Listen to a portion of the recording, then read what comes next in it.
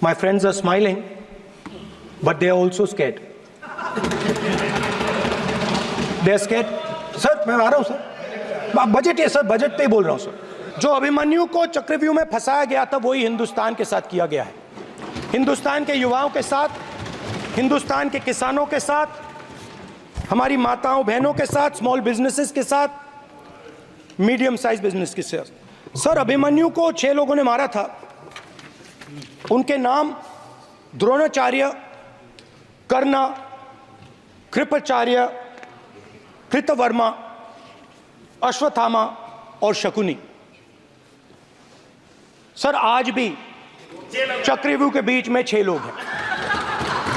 Sir चक्रव्यूह के बिल्कुल सेंटर में, चक्रव्यूह में हजारों लोग होते हैं सर, मगर उसके बिल्कुल सेंटर में 6 लोग कंट्रोल करते हैं।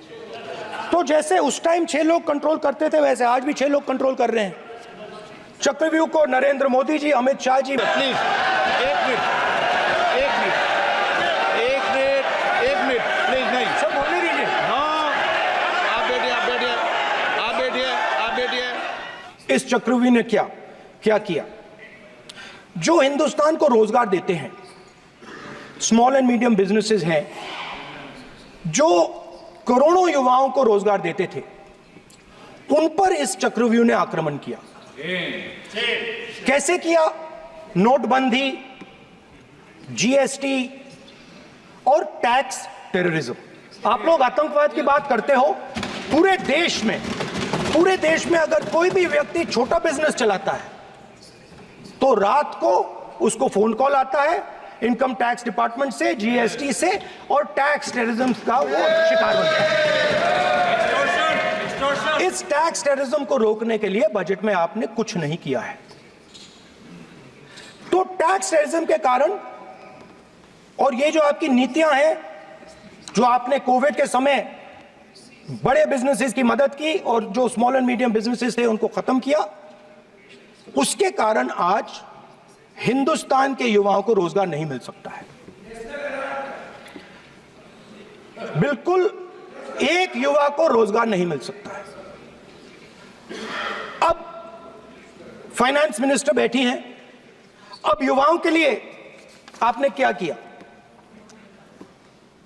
बजट में आपने इंटर्नशिप प्रोग्राम की बात करी और यह शायद एक मजाक है, क्योंकि आपने कहा कि ये इंटर्नशिप प्रोग्राम सिर्फ हिंदुस्तान की 500 सबसे बड़ी कंपनियों में होगा और 99% जो हमारे युवा हैं उनको इस इंटर्नशिप प्रोग्राम से कुछ लेना देना नहीं, कोई फायदा नहीं होने वाला है। तो आपने पहले टांग तोड़ दी और उसके ऊपर आप बैंडेड लगाने की कोशिश कर रहे हैं। मेन मुद्दा आज युवाओं का एग्जाम पेपर लीक है। जहां भी हम जाते हैं, आपने बेरोजगारी का चक्रव्यूह बना दिया इनके लिए, और जहां भी हम जाते हैं वो कहते हैं देखिए बेरोजगारी है मगर पेपर लीक भी होता है। तो आपने एक साइड पेपर लीक चक्रव्यूह, दूसरी साइड बेरोजगारी चक्रव्यूह। पेपर लीक मैं आपको बताता हूं 10 साल में 70 बार हुआ है। अगर आप जानना चाहते हैं, 10 साल में 70 बार हुआ है। तो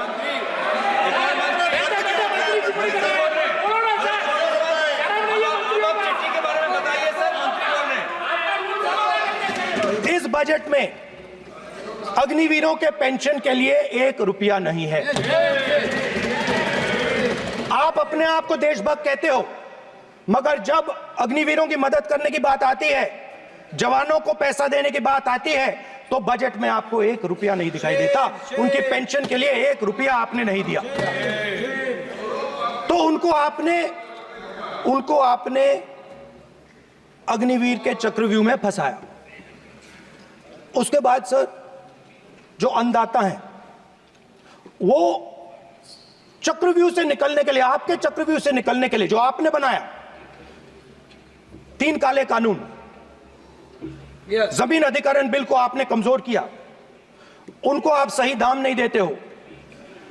इस चक्रव्यूह से निकलने के लिए उन्होंने आपसे सिर्फ एक चीज मांगी है, 2 चीजें नहीं मांगी है, सिर्फ एक चीज मांगी है। उन्होंने कहा है कि हमें लीगल गारंटीड एमएसपी दे दें।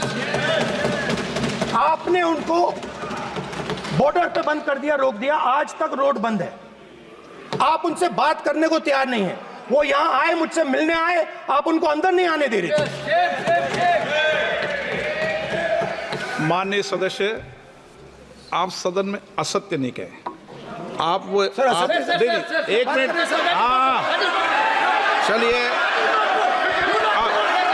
चलो,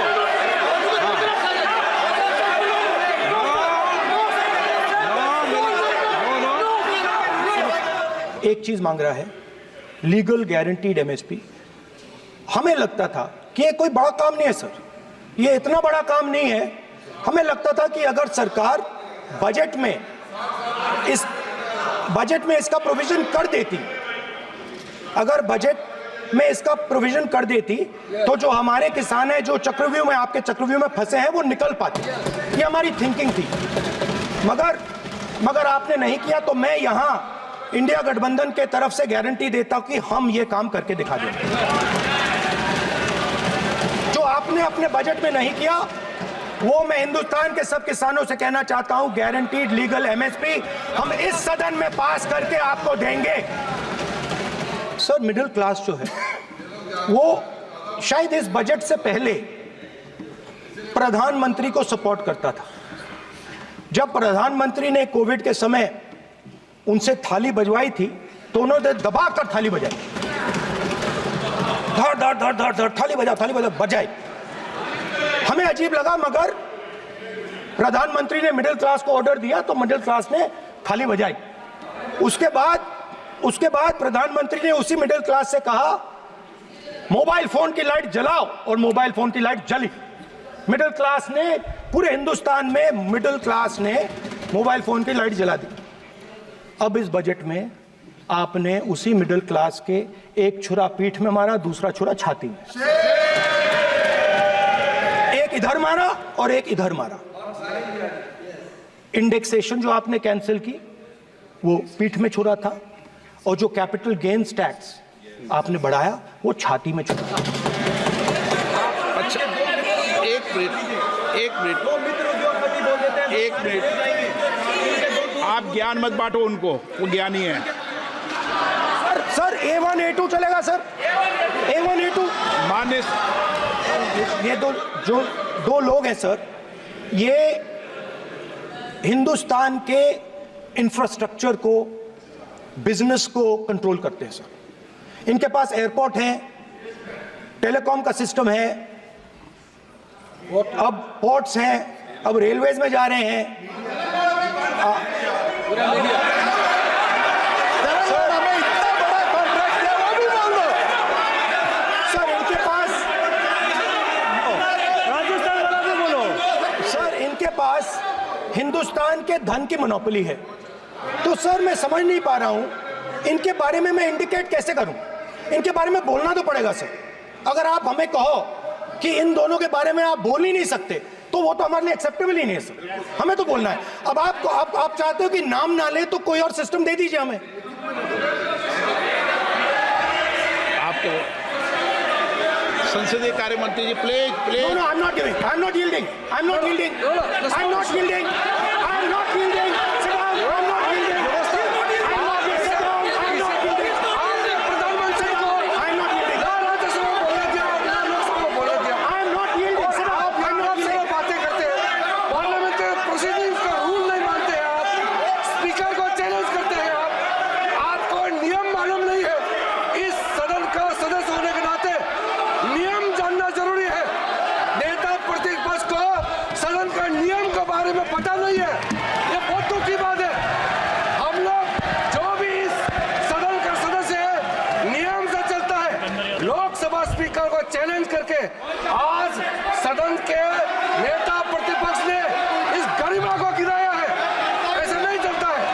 देश नियम से चलता है, सदन नियम से चलता है, संविधान से चलता है। ऐसा नहीं होता है।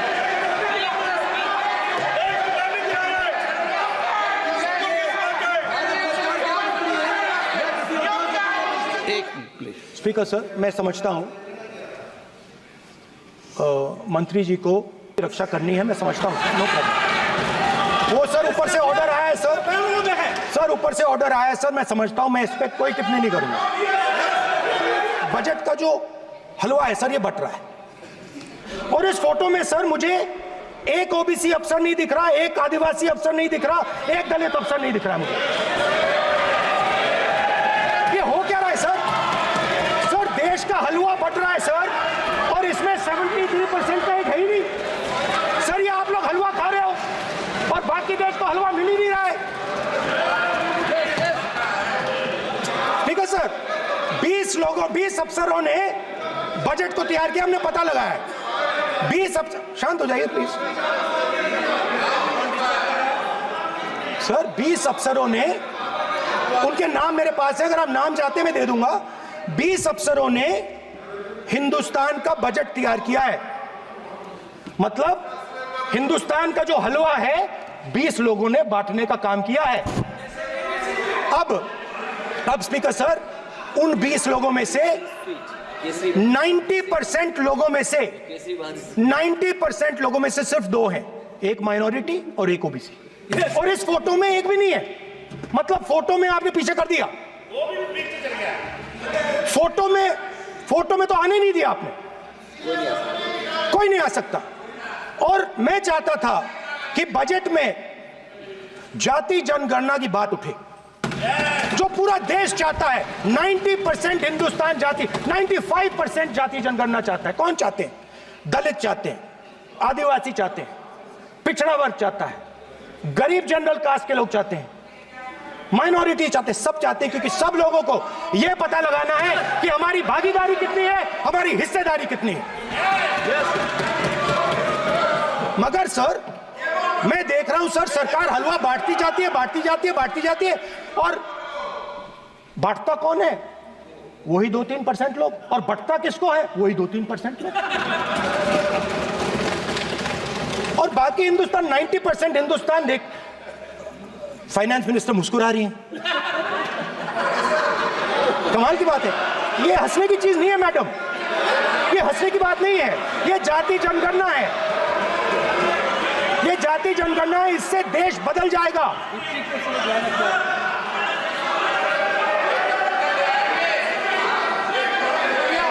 आपके प्रधानमंत्री की कॉन्फिडेंस को हमने उड़ा दिया। मतलब आपके प्रधानमंत्री भाषण में आ ही नहीं पा रहे। और मैं आपको एडवांस में बता देता हूं, मेरे भाषण में कभी नहीं आएंगे सर। अरे सर इसमें क्या गलती है सर? एक बात बताइए,